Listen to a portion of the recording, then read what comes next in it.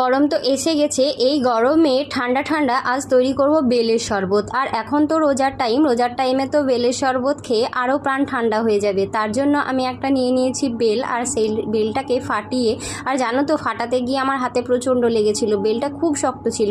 তারপরে ফাটিয়ে তার শ্বাসটাকে আমি চামচের সাহায্যে আমি বের করে নিলাম, আর বের করতে গিয়ে তো চামচই বেঁকে গিয়েছিল, এত শক্ত ছিল। আর বেলটা রাখা হয়েছিল ফ্রিজে, ঠান্ডাও ছিল, হাতে ধরাও যাচ্ছিল না।